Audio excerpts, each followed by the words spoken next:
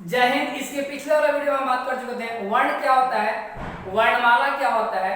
आज हम बात करने वाले हैं वर्ण के भेद के बारे में। गौर करना। देखिए वर्ण जो होते हैं दो तरह के होते हैं। पहला जो होता है स्वर वर्ण और दूसरा होता है व्यंजन वर्ण।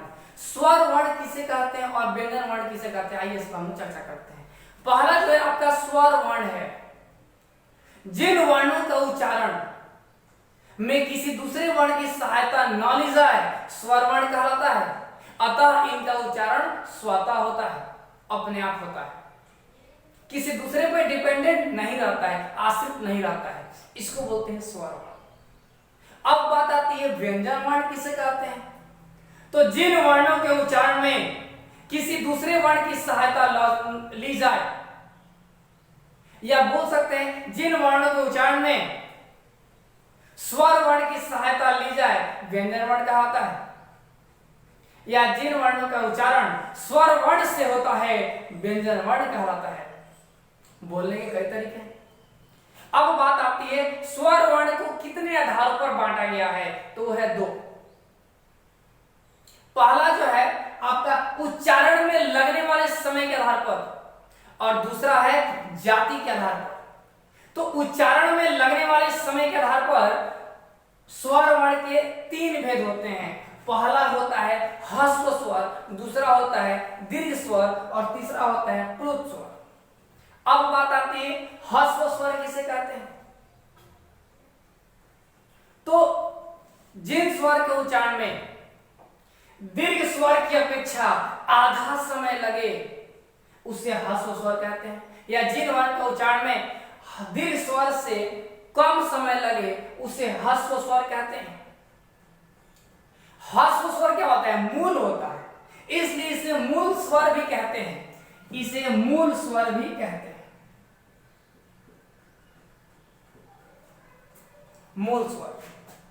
अब इसमें क्या होता है, एक ही मात्रा होता है, इसलिए इसको एक मात्रिक स्वर भी कह सकते हैं।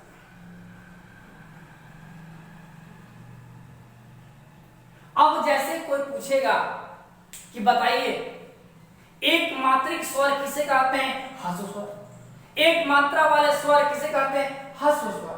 मूल स्वर किसे कहते हैं, ह्रस्व स्वर। क्लियर। कई तरह के डाउट निकल गए। अब बात आती है इसका एग्जाम्पल कैसे याद रखें। याद रखिएगा जिस तरह मयूरी होता है उस तरह अयूरी याद रखिएगा। अयूरी, अ ई उ री। और ये सब क्या है, हर से छोटा है, इसलिए सब छोटे मियां हैं। अ आ, अ और आ में छोटा कौन है, अ है।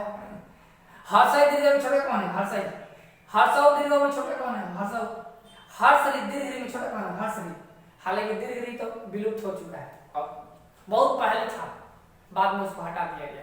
पहले अ और 14 को होता था, अब तो 13 को होता है।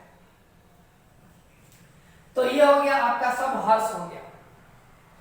ये क्या हो गया, इसका नाम हर्षई दीर्घ क्यों पड़ा। हर्ष मतलब होता है छोटा, दीर्घ मतलब होता है बड़ा, इसलिए इसको हर्षई दीर्घ बोलते हैं, हर्षई हर्ष बोलते हैं। अब बात आती है दीर्घ स्वर किसे कहते हैं। जिन स्वर के उच्चारण में ह्रस्व स्वर की अपेक्षा दुगुना समय लगे, इसमें इसकी अपेक्षा आधा लगे, इसमें दुगुना समय लगे, तो इसे दीर्घ स्वर कहते हैं। दीर्घ स्वर जो होता है ह्रस्व स्वर के मेल से ही बनते हैं।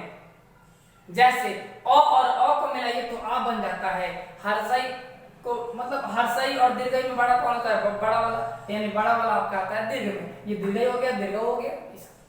अब इस सब का फॉर्मेशन कैसे होता है, कैसे ये सब बनता है, वो अगले क्लास में हम लोग देखेंगे। तीसरा आपका आता है प्लुत स्वर।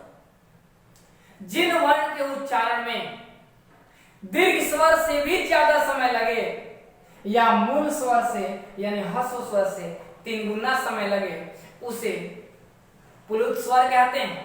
इसका प्रयोग ज्यादातर मंत्रों के उच्चारण में होता है। मंत्र का लोग उच्चारण करते हैं, जाप करते हैं, तो उसमें इसका प्रयोग ज्यादा होता है। ओम ओम,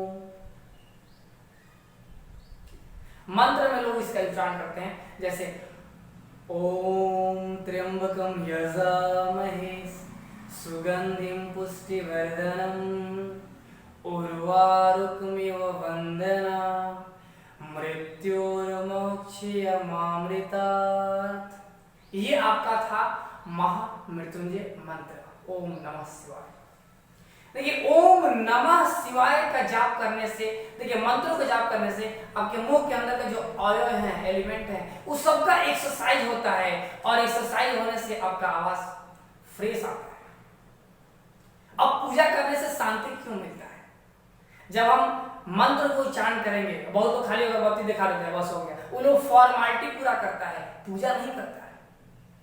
अगर आप मंत्र को उच्चारण कर रहे हैं, जाप कर रहे हैं, जिसे रावण किया करता था, तो आप मंत्र का उच्चारण कर रहे हैं अच्छे ढंग से, तो आपका जो है श्वास सही रहेगा। तभी लोग कहते हैं ना, पूजा करने से मन की शांति मिलती है। कैसे? उच्चारण करने से मिलती है, खाली अगरबत्ती जलाने से नहीं मिलती है।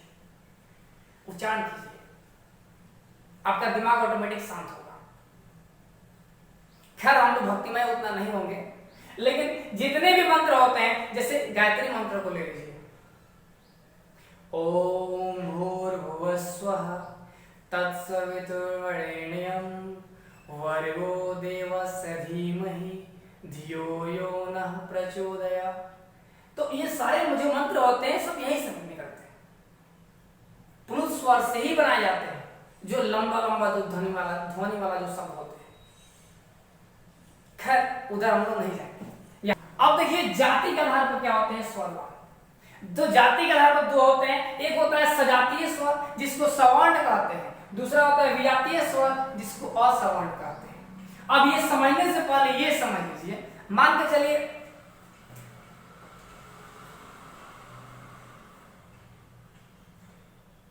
कोई सोनू नाम का लड़का है, ठीक, और इसकी जो धर्मपत्नी जी है, वाइफ है, इनका नाम मान चलिए सुनीता है,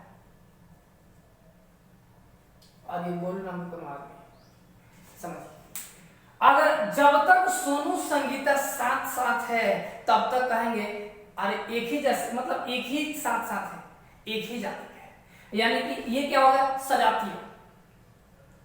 मतलब जब तक ये दोनों साथ साथ है तब तक कोई बवाल नहीं। अगर ये सुनीता अगर गोलू के साथ भाग गई तो बवाल हो गया, और इसी बवाल को विजातीय कहते हैं, विजातीय। याद रखिएगा कोड में। अगर ये दोनों है तो हम साथ साथ हैं, दोनों साथ साथ हैं, कोई दिक्कत नहीं। तो क्या होगा? सजातीय हो गया। अगर ये किसी और के साथ भाग तो इसको बवाल होगा, ऐसी बवाल को विजातीय कहते हैं। क्लियर? देखिए, और बेचारा अगर एक साथ है तो सजातीय है, हर्षय दीर्घ, हर्षव दीर्घ, ये एक ही जाति वाले स्वर है, यानी एक ही जाति वाले स्वर को सजातीय स्वर या सवर्ण कहते हैं। अब ये देखिए, विजातीय स्वर या असवर्ण, भिन्न भिन्न जाति वाले स्वर को विजातीय स्वर या असवर्ण कहते हैं।